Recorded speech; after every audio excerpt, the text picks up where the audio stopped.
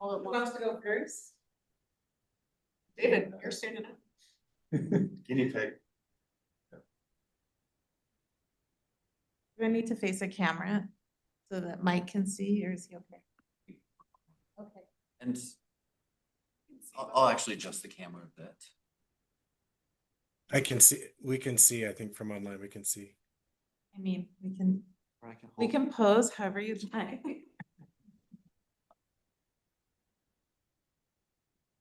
Well, I'll hold it Okay. for you. I'm gonna make you raise.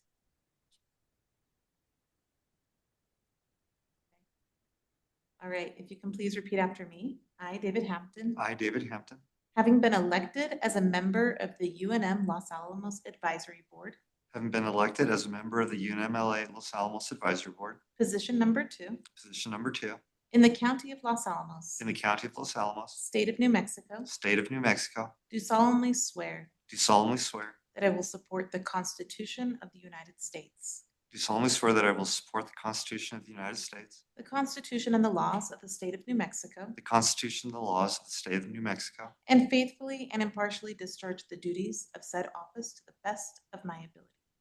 and faithfully discharge the duties of the office to the best of my ability. All right, thank you. Will you please go ahead and sign here. You can use your own pen, That's or I fine. have this Sharpie. I'm gonna stay.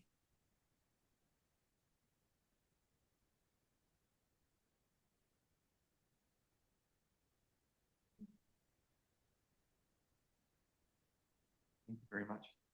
Congratulations. You want the handshake picture or not until all done? We just do all 3.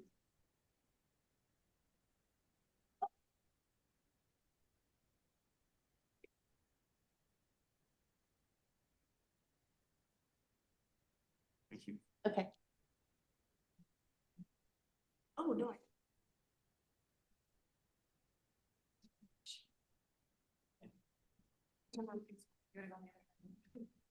Yeah, sure. Yeah. Raise your right. There's no Bible. I, Andrew Fisher Wright, I, Andrew Fisher Wright, having been elected as a member of the UNM-Los Alamos Advisory Board, position number 5, having been elected as a member of the UNM-Los Alamos Advisory Board, position number 5, in the County of Los Alamos, State of New Mexico, in the County of Los Alamos, State of New Mexico, do solemnly swear that I will support the Constitution of the United States, do solemnly swear that I will support the Constitution of the United States, the Constitution and laws of the State of New Mexico, the Constitution and laws of the State of New Mexico, and faithfully and impartially discharge the duties of said office to the best of my ability. and faithfully and impartially discharge the duties of said office to the best of my ability. I'm gonna go ahead and sign the Sharpies, man.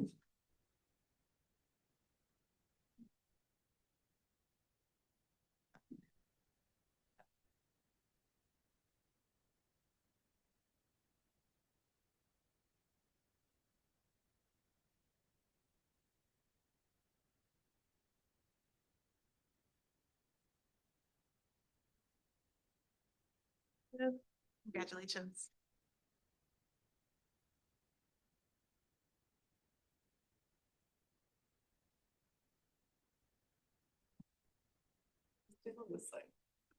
Is that okay? Yeah, this is gonna be great for the patient. A different end. I, Connor Tharp, I, Connor Thorpe, having been elected as a member of the UNM-Los Alamos Advisory Board, position number 1, having been elected as a member of the UNM-Los Alamos Advisory Board, position number 1, in the County of Los Alamos, State of New Mexico, in the County of Los Alamos, State of New Mexico, do solemnly swear that I will support the Constitution of the United States, do solemnly swear that I will support the Constitution of the United States, the Constitution and the laws of the State of New Mexico, the Constitution and the laws of the State of New Mexico, and faithfully and impartially discharge the duties of said office to the best of my ability. and faithfully and impartially discharge the duties of said office to the best of my ability. Thank you.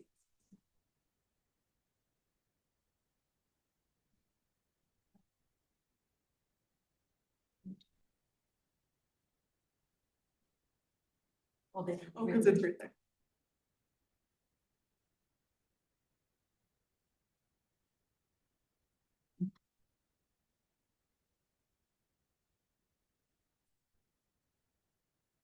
them? you.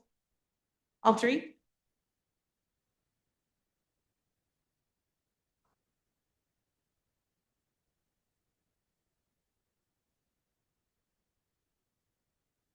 Oh, I don't know where you guys are going. Is this the shadow? Too dark. Well, I don't know, because I don't know if they want the Zoom behind us. Oh, yeah. that's no- oh. This way. Oh, yeah. Is that better? This is perfect. Okay. Thank you. Thank you. Thank you. Here's the one of the board. Or we have a whole elected board. Mike, is that okay? Yeah. Thank you, Judge Allen, for coming in this Yes. evening too. See you. Too. All right. Your late. Congratulations. Great to want everybody.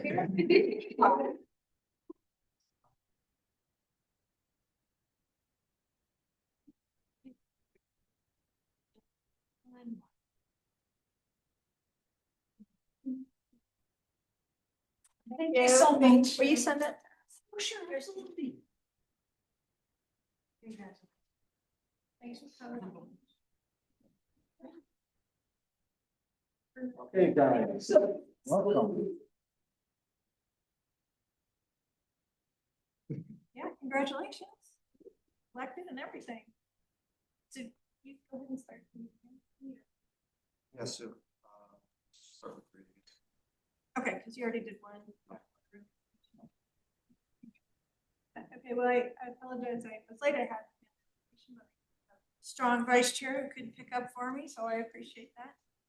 All right, yes, congratulations again. Very excited. Okay, so we are going to number 3, routine business. So our board action items. Adoption of the agenda.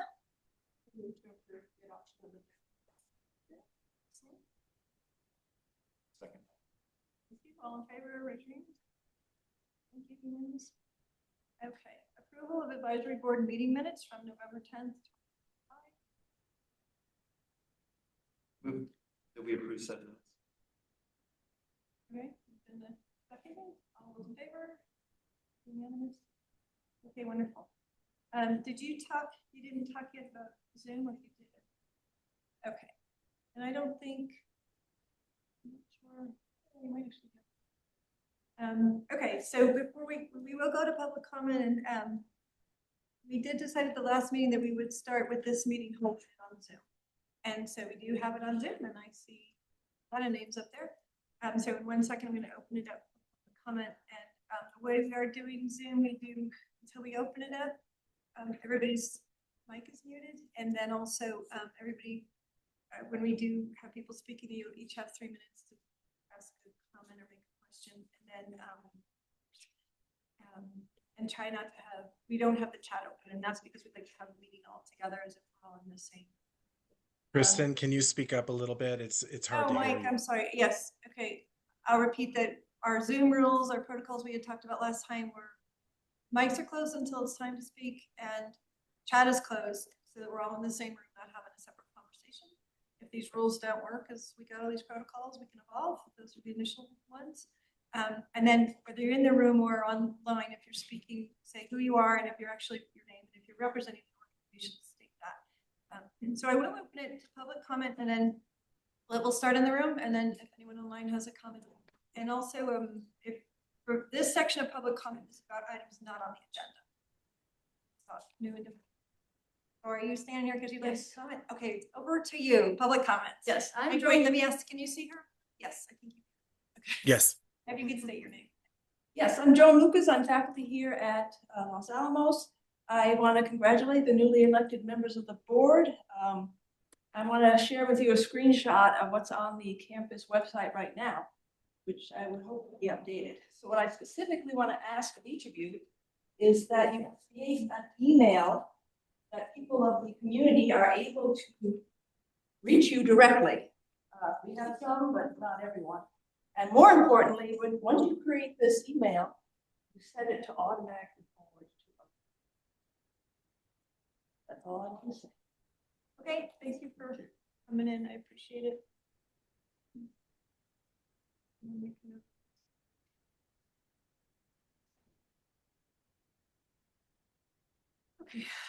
Okay, so do we have any visitors online or are these all online? I'm sorry. Is there anyone online who'd like- go We ahead. have people, I will go ahead and unmute, or allow people to unmute themselves now if anybody would like to speak. You can unmute yourself.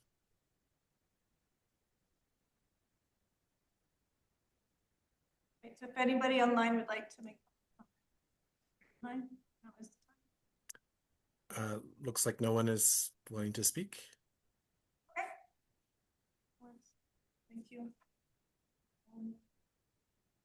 And this is our first official meeting with our new, all three new, with the current set. And so I'm sure the website will be getting updated now.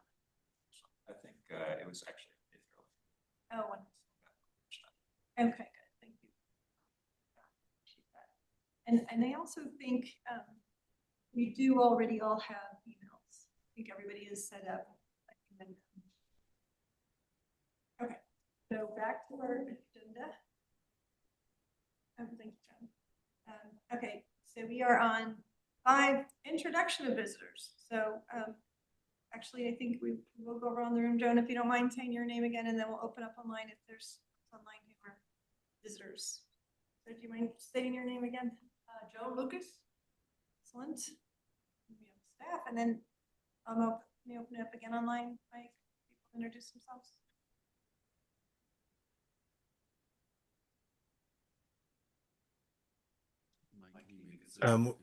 We have, I'm not sure if we're having problems with them unmuting themselves or hearing you requesting that. Danielle turned on her video. Okay, Danielle, can you unmute yourself?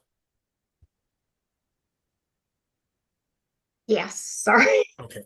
Well, we wanted to test that because this is new. So, okay.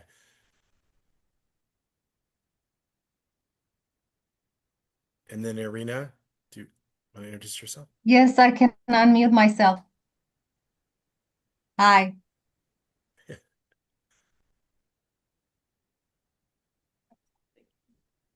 Okay, you move on. Thank you, Mike. Okay. Comments from the chair. Like a little bit jumped ahead because I did want to talk about Zoom, which I did talk about. We are starting it now. And again, if you don't like how these protocols work out, we can adjust. Congratulations. Kristen, can you, you may Yes, need I to have to speak be up or loud maybe enough. move closer to the owl. I don't know. Is it up there? Can you hear me if I just talk annoyingly loud? Yes. I'll do that. Thank Everybody you. in the room, you just have to. Okay, so Zoom protocols, I think we've already gone over those. Third time or fourth time, congratulating our new elected and signed in members. We're very excited you are here. And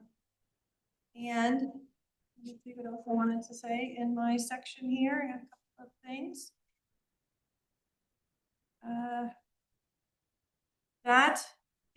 That's all my comments for now. I don't believe that I have other comments, so I'll move on. Thank you. For board business, first thing we get to do is our election of board officers. So as a reminder, what we had done when we had worked on our bylaws, we have a chair, we have a vice chair / secretary, and then a secretary-elect. So currently serving in that role, I'm the chair, David is our secretary vice chair, and John is our secretary-elect. I think it is beautiful. The majority of our board are elected officials. That's a little joke, but I kind of think that's really funny. Okay, but the role of the secretary-elect is if we do have to move everybody up because, for instance, the chair is out, a lot of times it's the secretary who holds the double-signed document, so we need to have that other petition so that day that those documents can still be signed. Okay, so what we have done in the past, we don't have anything too official around the elections. I think we need to nominate, make sure, or nominate yourselves, make sure if you nominate someone else, they want to stand, and then we would vote. I think we should just do it each job in a roll, probably. Let's think. Everybody's thought about what they would like to do or not do. Okay. Okay, so vote for president.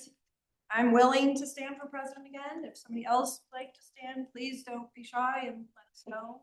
Nominate someone else. There are nominations for chair. All right, it's very flattering. All right, let's vote. All those in favor of Chris Henderson as chair? I got elected unanimously. All right, thank you all very much. All right, vice chair. David. I'd like to nominate Connor Tharp. Thank you. Wait, Connor, can you say that louder? I thought he was gonna nominate himself. Ah. Connor, do you accept said nomination? Okay. Are there other nominations?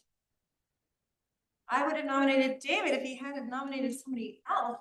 Thrown a wrench in my works. However, all right, so let's vote on vice chair. All those in favor of Connor Tharp? That is unanimous. Congratulations. Look forward to working with you. All right, so we need somebody to stand for or nominate somebody for secretary-elect.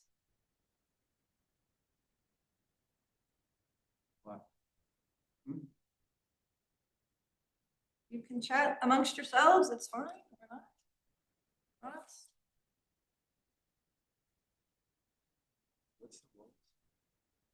The role of secretary-elect only comes into play when the chair is out or the vice chair is out. So at certain meetings, certain things we vote on need to be signed by the secretary. And if for some reason the secretary can't sign, secretary-elect can sign. They couldn't sign only because they're acting as chair. It's a pretty nominal job. You need someone to do it. All right. Don, did you also want to self-nominate or? Okay. All right, we have one candidate. All those in favor of Andy as our secretary-elect? Unanimous. Congratulations. Great. Congratulations, fellow officers. Excellent. Thank you all.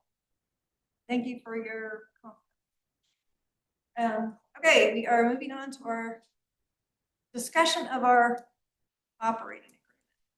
So yeah, as you know, the chair, so I met with Michael last week to set the agenda. And we kept it on because at the last meeting, we had a couple of outstanding items about the operating agreement that David Hansen had worked on.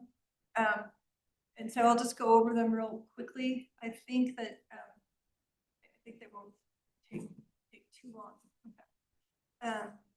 Okay, so one was that basically I think some of them don't actually apply to the operating. So one was along the lines that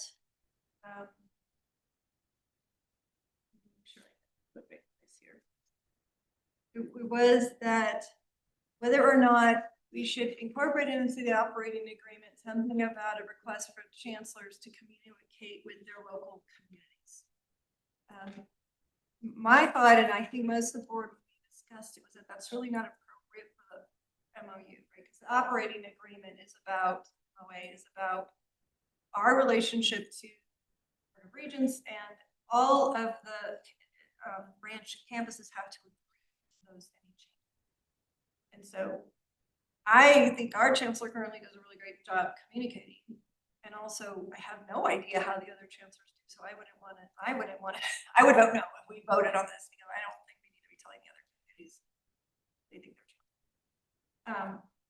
But that is a thing that Mike had talked about. So if any of you all would think we should talk about that and vote on it next time to put into that week, is there any? I think it's more of a bylaws.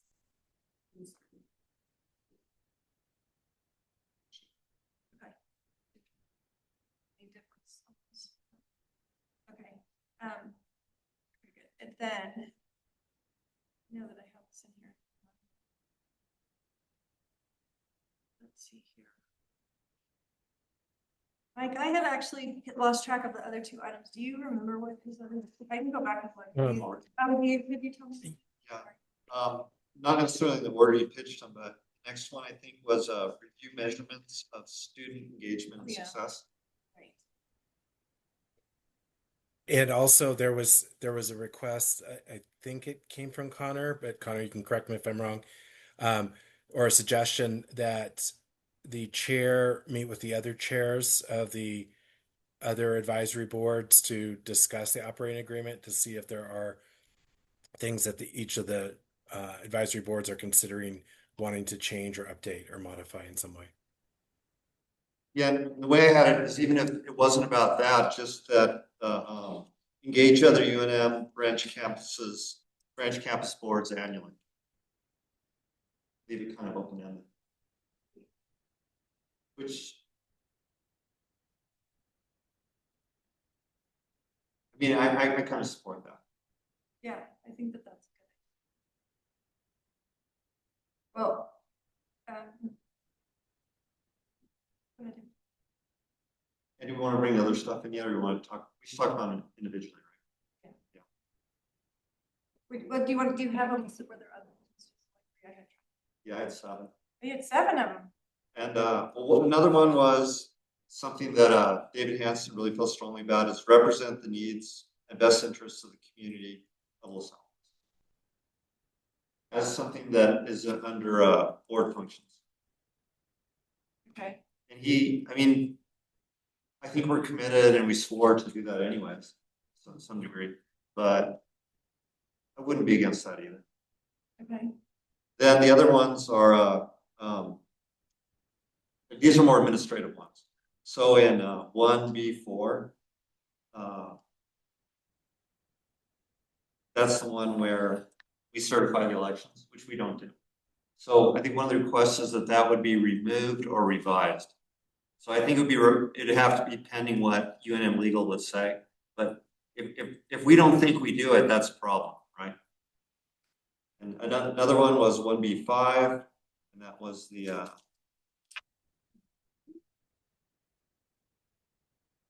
conduct the election. So we don't conduct the election. So that would need to be at least revised, if not removed, to get to what the real intent of it was. The last one was it was IB 1B47, where it says ensure all actions of the advisory board, policies and procedures adopted by the branch campus are consistent with UNM policies. So that shouldn't be under us. We think it should be under administrators. Because I mean, we could do anything, but and at all our meetings, Mike, your staff will tell us if we're out of line. So it's a staff's job to do that, not ours. Keep us in line. Correct. So I have a procedural question. Like, did we give enough notice that we could vote on these if we needed to vote on them? I mean, Yes, this was sent out to the public last Wednesday per regulations that we were discussing this, and so it was under board business, and you are eligible to vote on anything under board business. So under discussion of operating agreement, we can vote on it. Okay.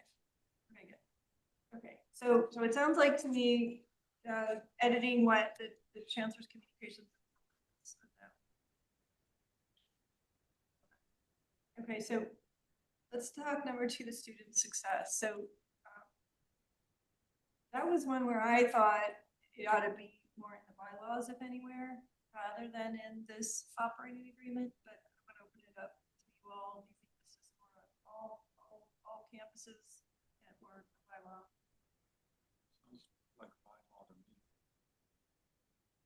Okay, I see all bylaws, so no motion. Okay.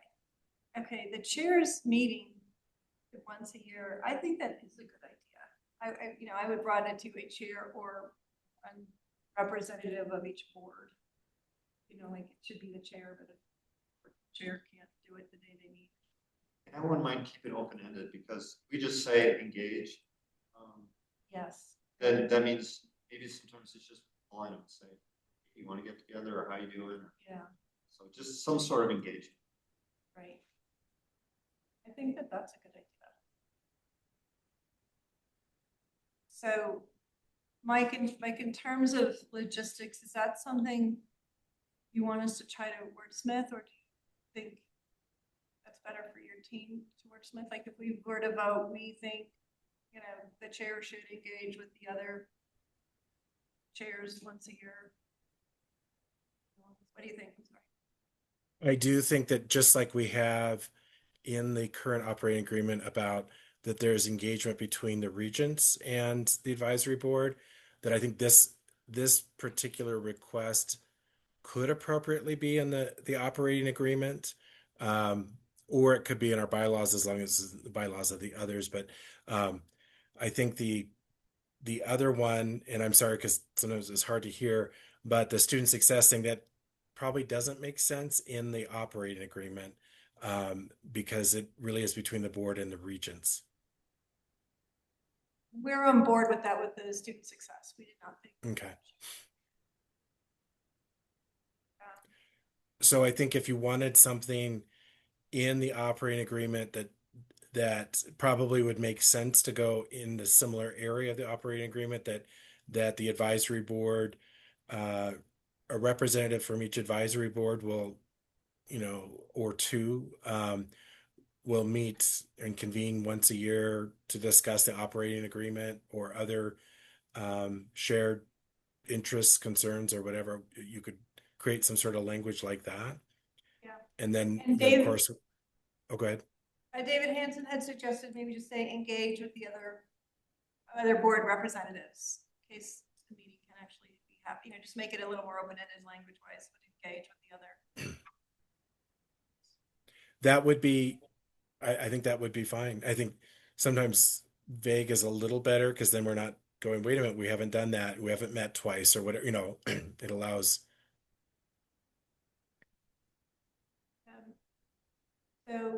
So process-wise, I think maybe why don't I take, if somebody would like to move and then make a second, and like have your team write it.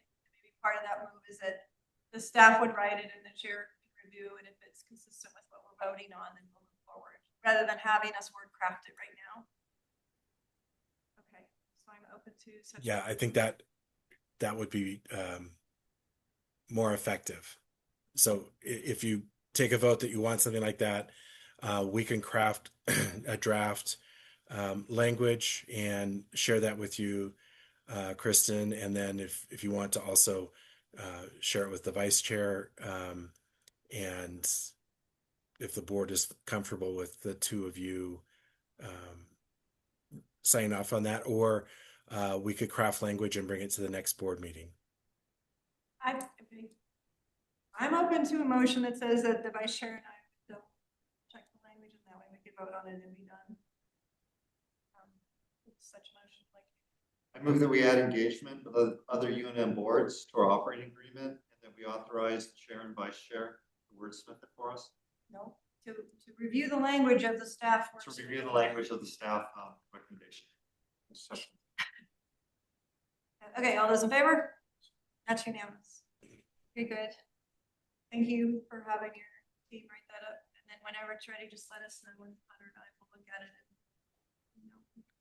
Kristen, your voice is getting quiet again. Okay, yeah, I'm very sorry. I do that all the time. Connor and I look forward to reading your proposed language. I'll let you know what we think. Thank you for having your stuff together.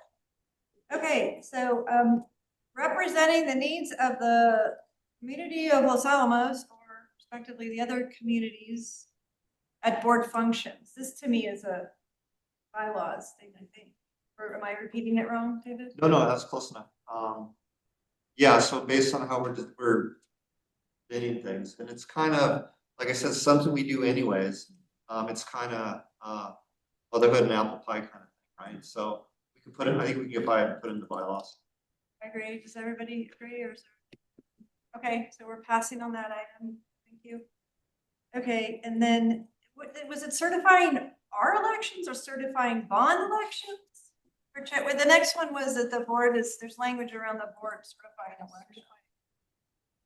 Certify the tax levy as required by state law to the Los Alamos County Commission. So one of the items there is we would want to change it to Los Alamos County Council. Yeah. But we also, as far as we know, we don't certify tax levy. we vote, we do take a vote after the bond's been passed about doing the tax levy.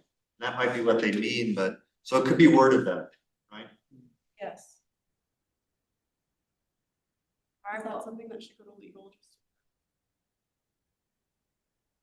Like Connor was saying, perhaps a legal person representing the school or the UNM school should look at that language.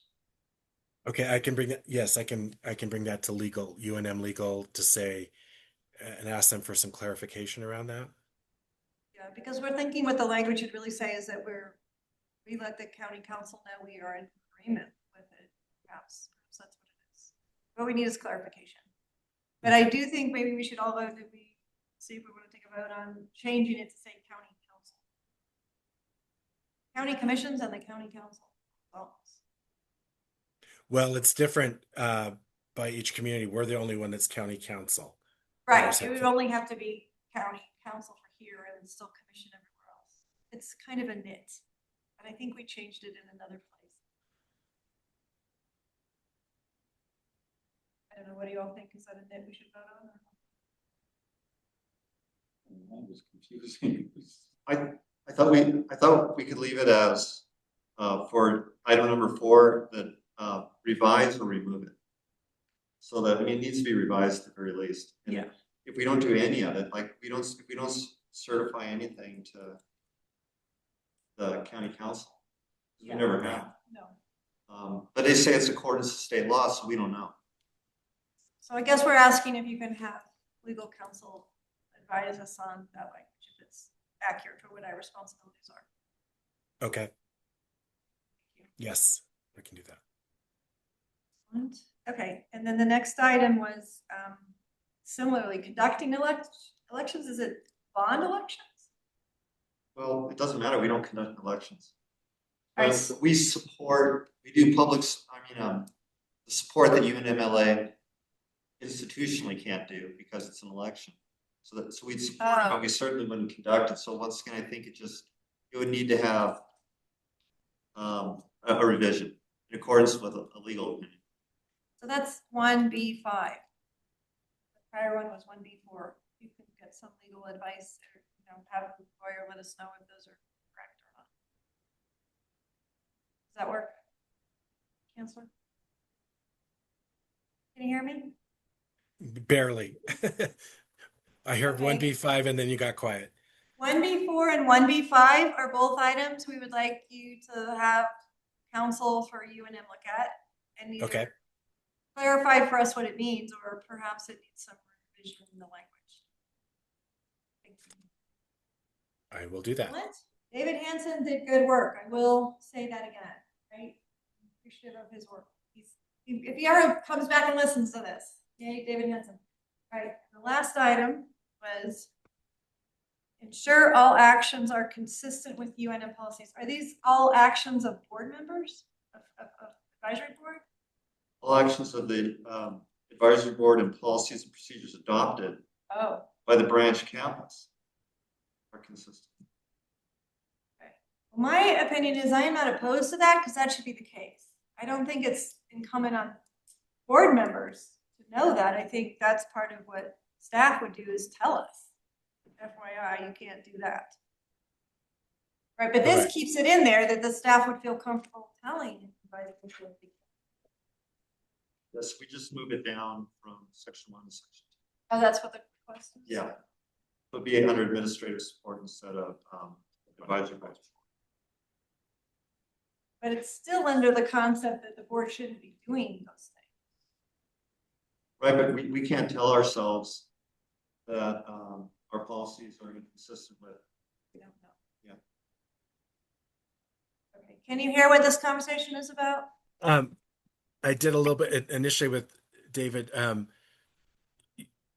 Where are you proposing moving it to?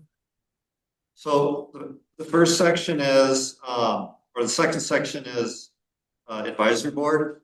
So we're asking that it be moved under administrative support. That's something staff would do to make sure that anything that we do is consistent with UNM policies. Policy.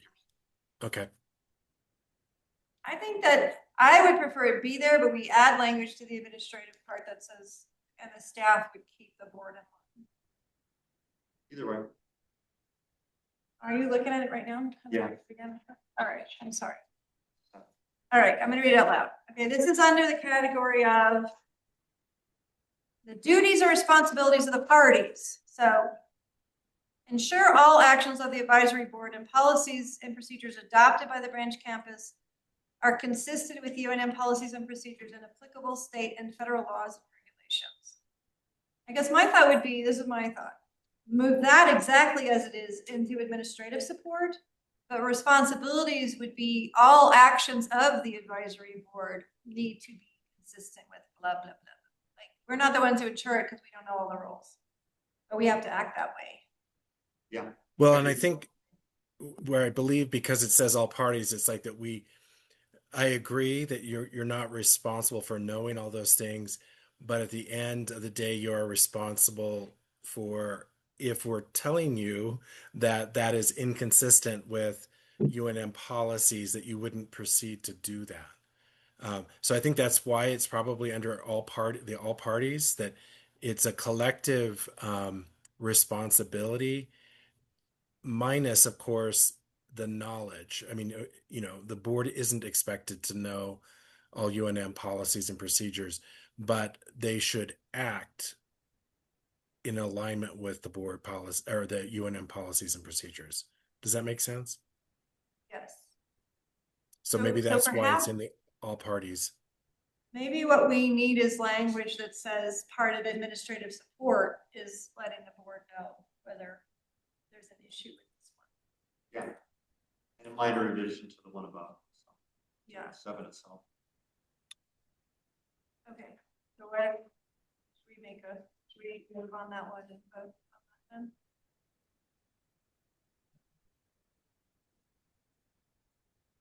Mike, what we're talking about is maybe a minor tweak to that language, but adding language to administrative support that would say, supporting the board to know that they are, consistent with all that stuff in number 7. Okay. We have a motion? No? Well, we didn't have a motion on the last, so I'm thinking. Because he's just looking at those. We're voting. Yeah, to put them in. Because what you should be voting on right now is maybe directing staff to come up with some proposed language in all these areas, sharing it with the chair and vice chair.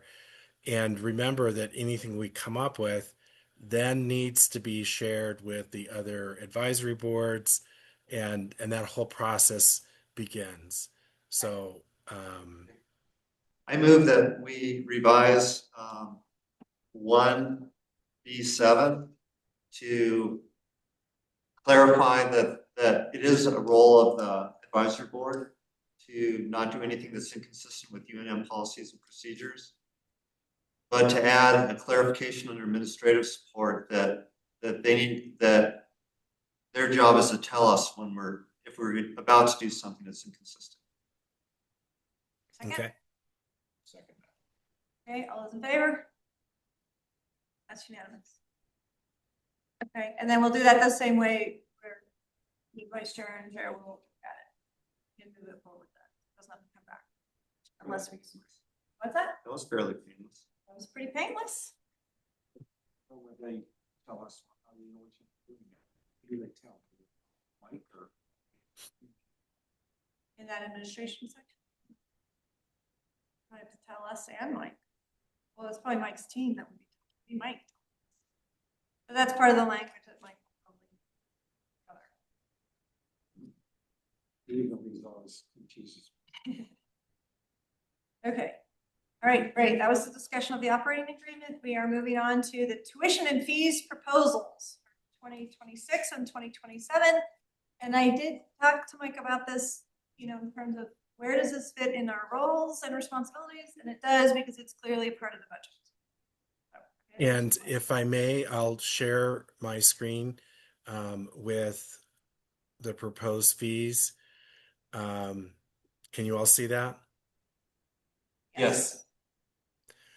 And so what I'd like to do is just kind of talk the board through what they're seeing here. So it's our recommendation to keep our tuition and fees the same as they were last year. And those numbers that you see on this spreadsheet reflect that. On this spreadsheet, you'll see the other branch campuses for UNM, for Eastern and New Mexico State, as well as the independent community colleges in the state. I do want to highlight Northern New Mexico College here is a bit of an outlier because it is one of those hybrid institutions that is both a community college and a four-year institution. So that would explain why their numbers are so radically different from the rest of us. But this is showing you that the in-district credit hour here in column 1 for UNM-LA, again, we're proposing to keep it flat at $82 a credit hour. Our fees per hour, we're proposing $4.50. And so the total hourly credit hourly rate is 86.50. And that equates to if you're a full-time student, 12 plus credit hours, a little over 1,048 per semester. And so I think that you can see how we fall in line amongst our other peer institutions. And I was able to mention this to Kristen in our meeting, but I want to kind of, I know we have some new board members and all that. There are a couple of reasons why we are not recommending an increase in tuition and fees. Actually, a few. The first is because we are a community college and those fees are pretty low, it's not a huge revenue stream for us, as you might think. If we were a four-year institution, tuition and fees certainly represent a higher percentage of your budget than they do for us, and so it's a relatively minor revenue for us. The second reason why we're not proposing to increase our tuition and fees is that, as you can see from that, we're near the top. And when you look at tuition and fees, really only grants and NMSU Alamogordo are higher than us in terms of the branches, and Roswell. For years, we have not changed our tuition rate because for a long time we were much higher than the other branches in the state. And the reason for that is that we didn't have an operating budget through mill levies to help us with that. And so we were highly dependent on tuition and fees. And so what we've done is, as those mill levies passed, we have held our tuition and fees steady. Actually, there's been some minor changes to fees, but we've held the tuition and letting other institutions catch up to us over time. And so now we're more, we're still a little bit on the high side overall, but we're more in line with our peers in that regard. And so that's the second reason. The third reason is political. As you know, with Opportunity Scholarship now, the legislature actually pays most students tuition. And so instead of the student or their parents paying that, if they qualify for Opportunity Scholarship, the legislature is putting money in to do that. And there's been very strong sense of do not raise tuition because the legislature will not look at that favorably because they're paying the bill and they don't want it increased. And I know that last year UNM Albuquerque requested to raise their tuition and UNM Board of Regents denied it because they were very much in lockstep with the legislature of trying to hold costs down because this has to be funded by the state. And so for all those reasons, we are not recommending an increase in our tuition or fees this year. And I'll stop and see if there are any questions. Any questions from the board?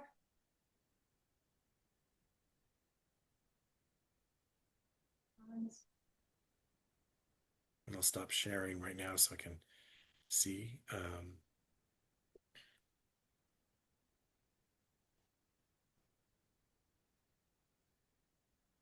I'm not seeing any questions or comments from the board. Just Go find, ahead, John. just find the disparity of some of the numbers always confusing.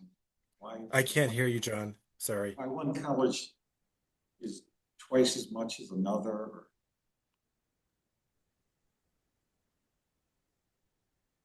I mean, it's not a question so much as just a. Oh, thank you. Can you hear? Does that help, Mike? Yes, it does. That's A just, little bit. I just But there- find it interesting when I Okay. look at the numbers are quite different across the board, and And there are a number of reasons for that, John. I mean, I mentioned why for the longest time we were really out of line because we didn't have any operating mill levies. And so our tuition helped us with our operation expenses or largely funded that. But you're also seeing a lot of independent community colleges, and so their resources are significantly greater than branch campus, all the branch campuses. So Santa Fe Community College, for example, in our region, you'll notice I'm looking at their tuition, is only $54. They have more resources in terms of a larger foundation and other supports. They also get significantly more money from the state. And so they can have a lower tuition rate. And you'll see that with a lot of the independent community colleges are able to have that. Southeast New Mexico College, for example, is quite low. And the reason for that is that was formerly Carlsbad. It was an NMSU Carlsbad, and then they broke off and stopped being a branch of NMSU and became independent because they had the resources locally to become independent. And so the community with the oil and gas in that part of the state is able to ensure that there's tremendous funding for that college. And so they're able to have a much lower tuition as a result of that. So each of these have a story. I don't have all the information about the stories of all of them as to why there is a differential. And this is my experience in different states. In California, the tuition was identical at every community college across the state by state law. When I was in Oregon, each individual community college set their own tuition and fee rate. So it varies by state, and in our state, we're similar to Oregon. We allow that local decision making, although as part of branches, it's ultimately wrapped up into our main campuses approval.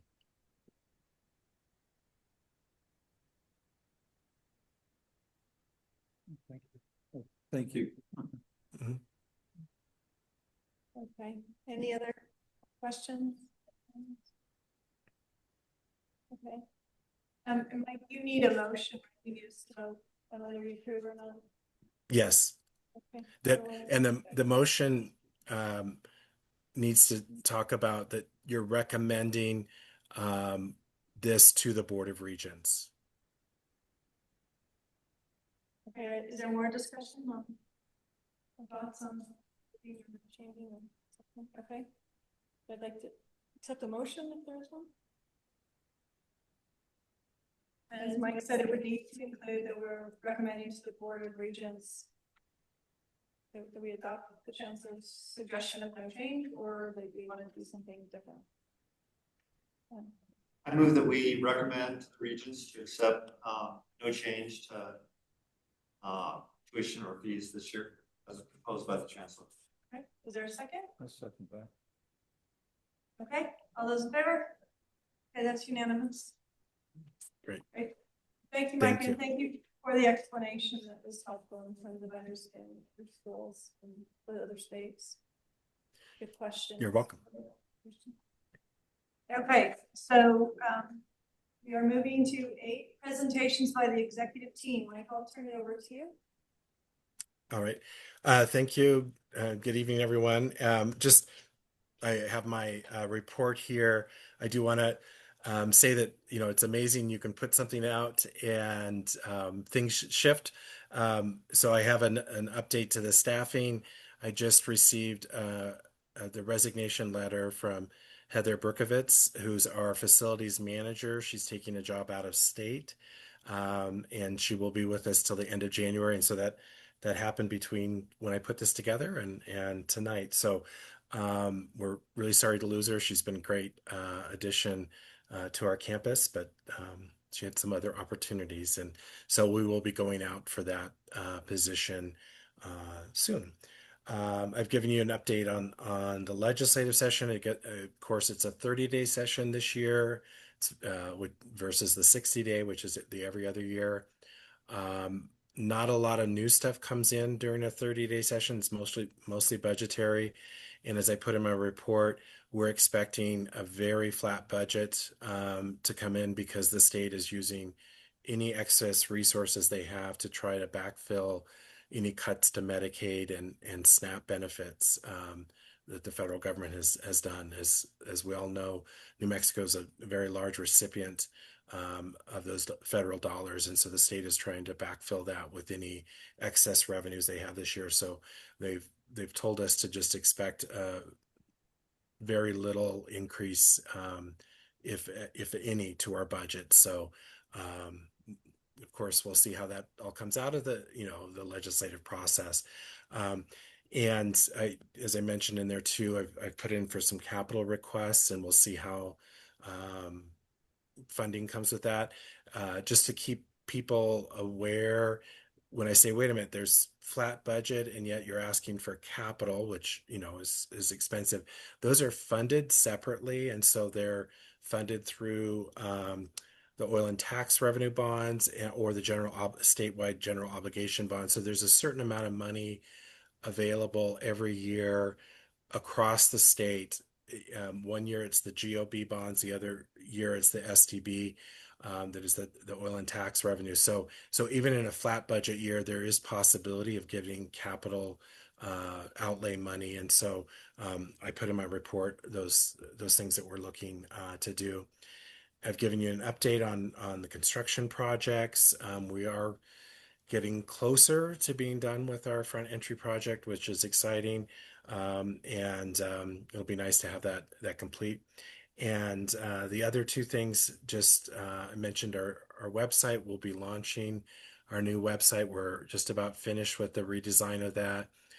We plan to launch it during spring break. That seems to be the area before we start registering students for summer and fall.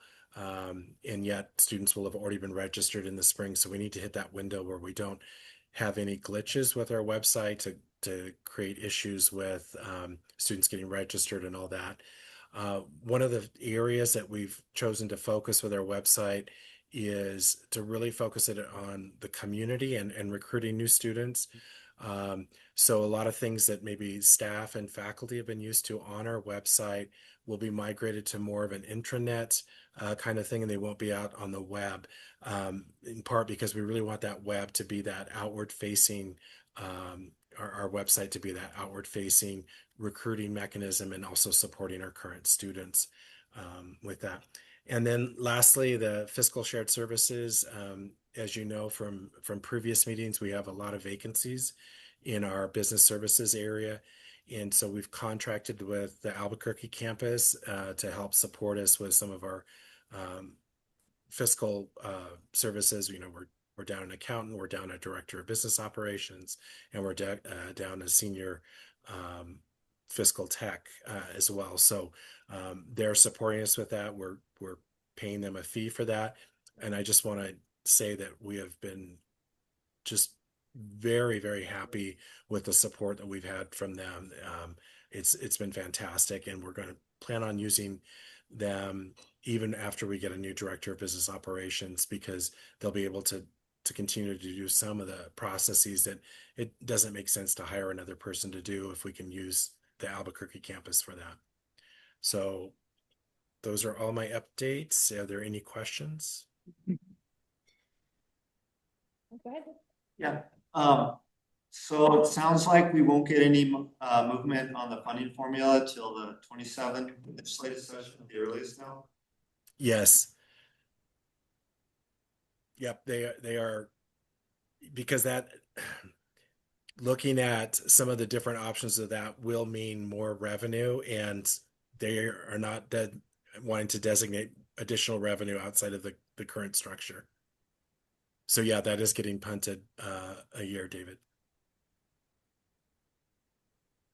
Thank you. Other questions or comments? I'm sorry we lost another staff. It's unfortunate. We are too, but I wish her well. It's a good no opportunity trouble. for her. So All right, any more for me? Okay, so Brett? Good evening. Congratulations to those elected to the board, and thank each and every one of you for your service. Really do appreciate it. You have your report, or my report, for academic affairs before you. But I just want to highlight a few things. Under scheduling and enrollments, academic affairs did put together a full year course schedule for the next academic year, which is a new structure for us. We've always done semester by semester schedules, but talking with academic advisors, they said it would really be helpful. Is that on your machine or is it not on Sarah's? I don't see it over here. Yeah. Mike, are you seeing something on your screen? Please? Can And you then it hear, might just be here. can you hear him okay? I'm sorry, I was muted. I'm just seeing all of you on the screen. Is there Brent, do you want to see if that's something? I can't Yeah. read it. Sorry, we're having some. up on our screen. Brent, do you want me to share your report? Is that what you're looking for? No, we're seeing something different than you are. You fixed it. It's okay. Okay. It's just something that popped up. Okay. I'm sorry, go ahead. Okay. So anyway, we've moved to building a full year course schedule. So that way our academic advisors, when meeting with a student, say in April, about here's the courses I think you need next year, they know, oh, following spring, we will be offering that course, that sort of thing. Or you can say to a student, I know you've struggled with, I don't know, intermediate algebra before, please don't drop it because we won't be offering it this spring. Just, it makes for more informed advising conversations. So I asked our team on the academic affairs side to build that full year schedule, knowing it would help our students. That's the ultimate goal.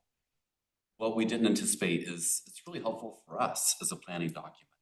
And forecasting our temporary part-time instructor budget and knowing how our continuing faculty will have their load distributed.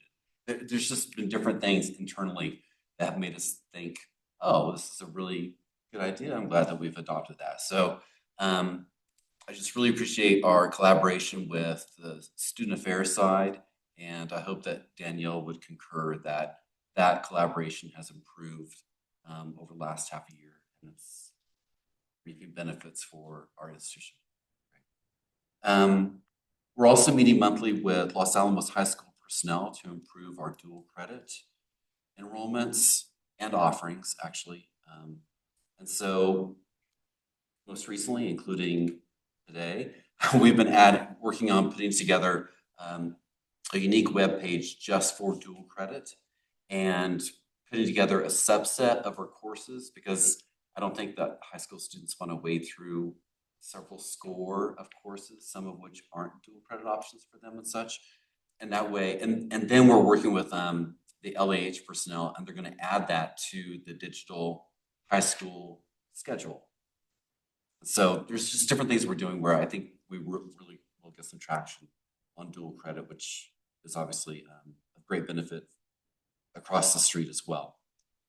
Moving on down, in partnerships and initiatives, in March, LANO will issue a call for participation in their Plutonium Workforce Development Initiative.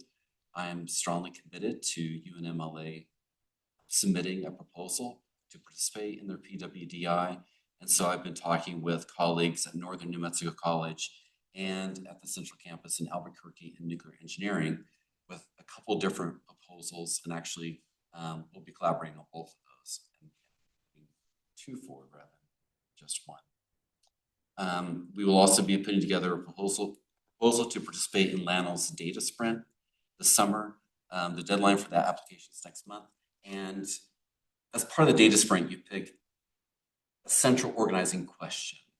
that you're trying to figure out. And ours will be somewhere around student success.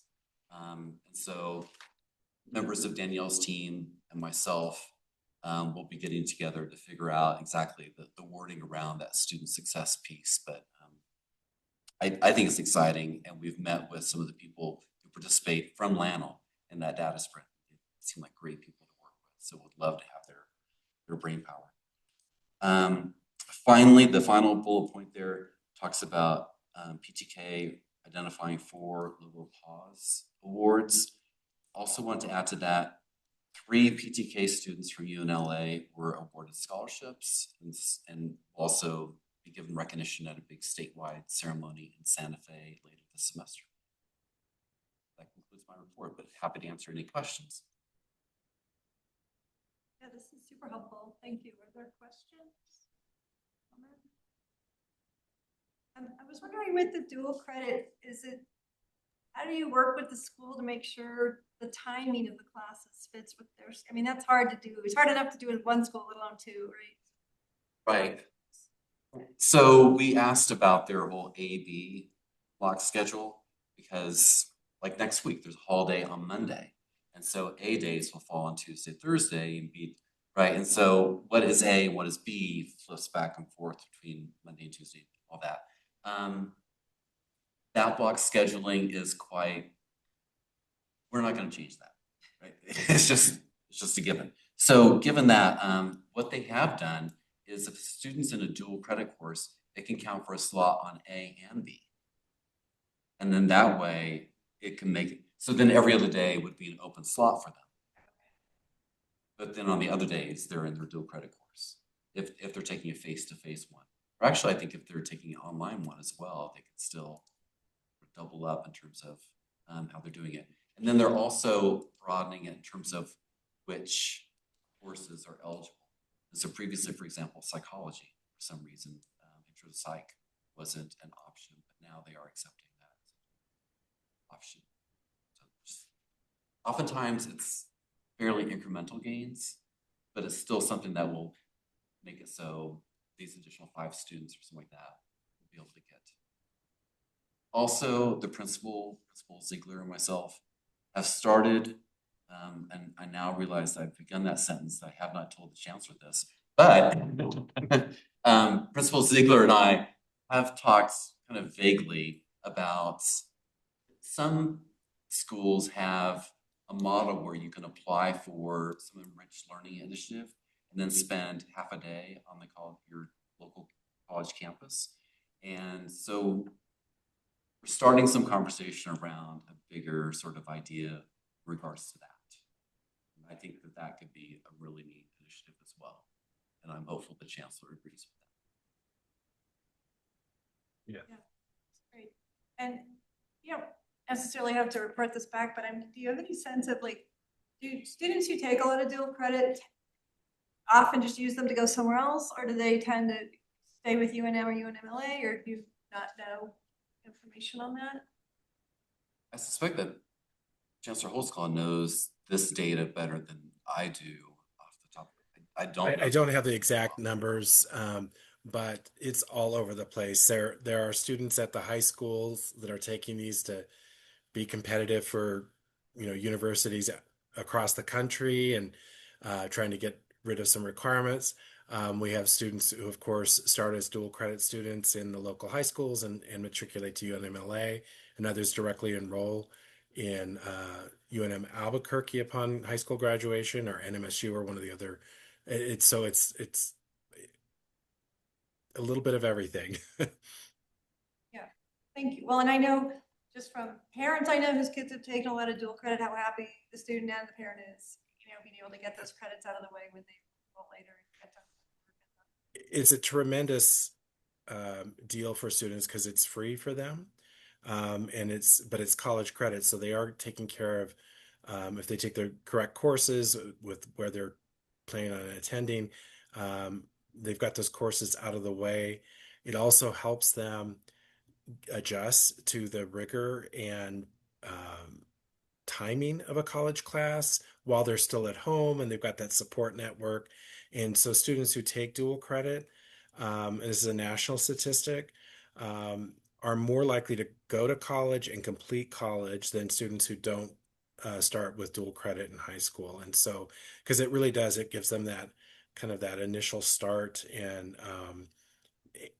at no cost, which is fantastic for them.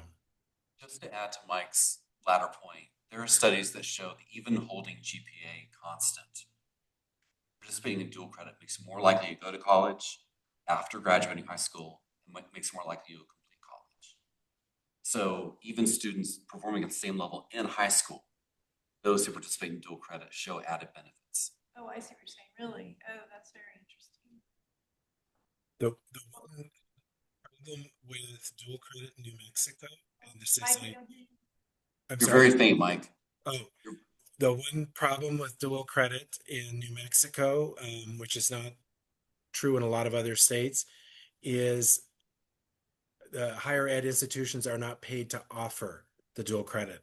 And so the high schools get money for those students. We do not.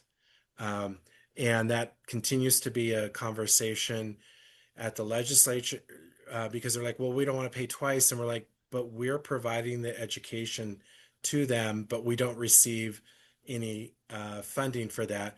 And I will say we do get a little bit of funding. It doesn't offset our cost.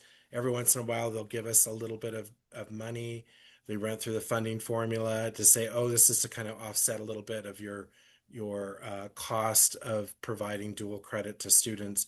But we don't get paid for hiring the instructor and all of that. And so it is a loss for us, but it is so important, as we just said, with the statistics of what it does for students, that's why we continue to do it.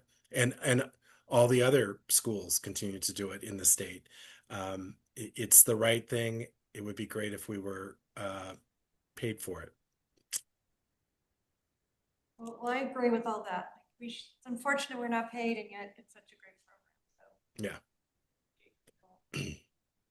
I know it's so important to the community.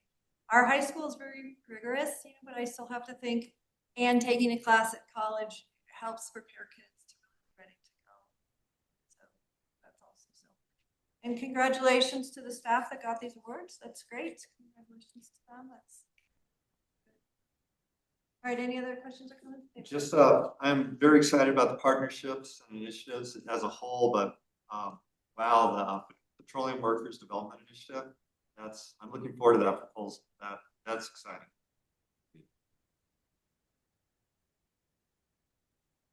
Anyone else? Thank you. Appreciate that. All right, let's go. Danielle. Hi, everyone. Can you hear me? Yes. Yes. Perfect. This is not part of my report, but just to sort of tie into some of the dual credit conversation, I wanted to highlight a couple of initiatives from the student services side.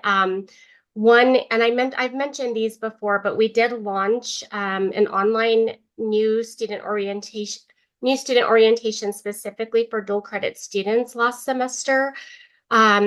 And we have expanded advising services to dual credit students as well. So really trying to help them tie in, the course options that are available to them and how it relates to some of the programs that we have or other programs that they may be interested in other schools.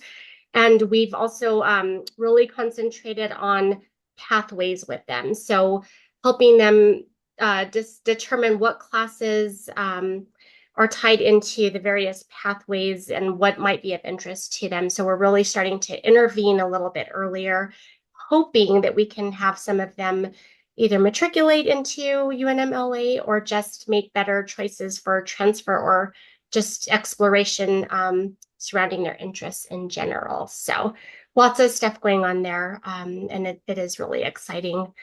But now to focus on my report, mine will be pretty quick. I have the enrollment numbers in there. And as you all can see, we're up right now on headcount and student credit hours. We are down on branch only numbers. And this is something that we we're trying to wrap our heads around and trying to figure out how we can increase those students who are true UNM-Los Alamos students.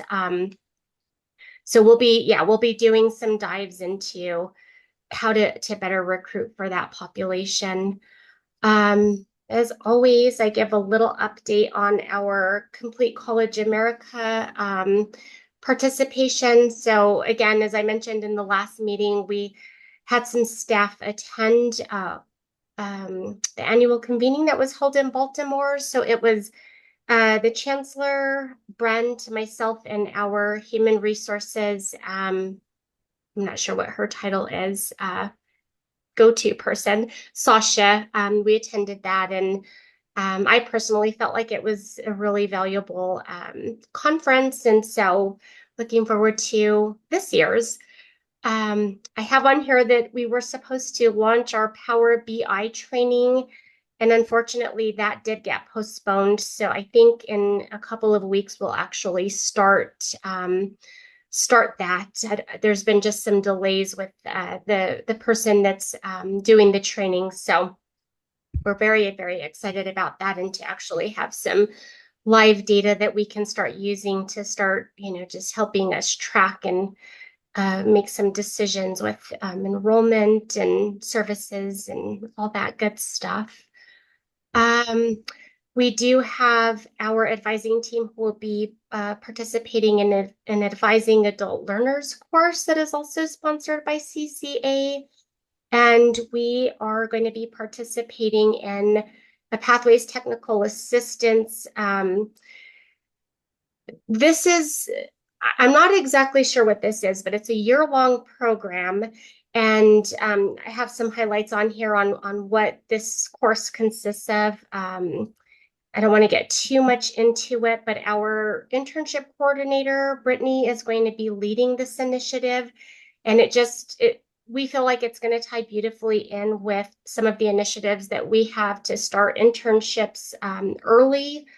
We think there's many, many benefits to that. And again, just making sure that students are able to make informed decisions regarding their majors and career choices early on. So I'll definitely be bringing more on this as we get started, and just kind of keeping you all posted with how that's going and the exciting things that we hope are coming from that. We have partnered with EdSites, as I mentioned in the last advisory board meeting as well, and we are hoping that this will get launched on the 21st. Very excited to see what kind of data this brings us, just regarding student persistence and student satisfaction, student concerns. So as we start to get information from our students, I will also share back just what kind of data we're getting, and initiatives that we can put in place to support the feedback that we get coming in. Also, just want to let you all know that we're very happy that Ingrid Goldstein has rejoined our team. She was part of our team previously as our student enrollment specialist. She did leave for 10 months to help one of her family members with some initiatives that they had going on, and she's back, and we feel very, very fortunate to have her back on our team. And then just a couple of events coming up: our Welcome Back Day and our CIC Meet and Greet. These happen every semester. They're both really fantastic events. I'm sure I've seen David there. I'm sure we'll see you there, hopefully again, David. And anybody else who'd like to pop in is welcome.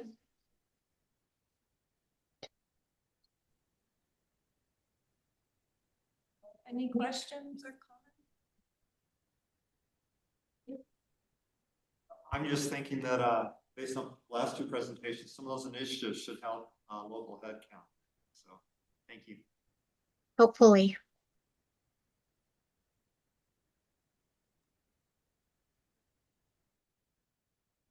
Other question? I will say, I think that all the staff work so hard. You guys do such a great job, and it makes such a difference here. So thank you for all of you. initiatives and good ideas and energy. Every time we have these meetings, I'm so impressed with the progress that's made and the good work you guys do. So good job, you guys. Good job, Chancellor, with your team. So that's the unsolicited chair opinion. Vote on that. That's just from me. Okay, back to our agenda. All right, future agenda items. So our next meeting is in March. And sorry, I believe we currently do not yet have some of our topics are preset. This meeting isn't, because we will have the one in April that will be the budget. Right. So right now we don't have something, unless there is a topic you all would like to make sure that we cover next time. If you have any thoughts, you can always email the chair and I. Don't share the whole board forum. We can talk about that. Any other comments, Mike, about the next meeting? No. So it might be very, very, very short. Record, yeah. All right, any other comments from anyone? Mike, your letter to the paper, very good. Thank you. All right, with that, we're adjourned. Thank you, everybody. All right. Good night, everyone. Thank you. Thank you. And congratulations to the new and returning board members elected. Thank you. Good night. Thank you for running. I appreciate it.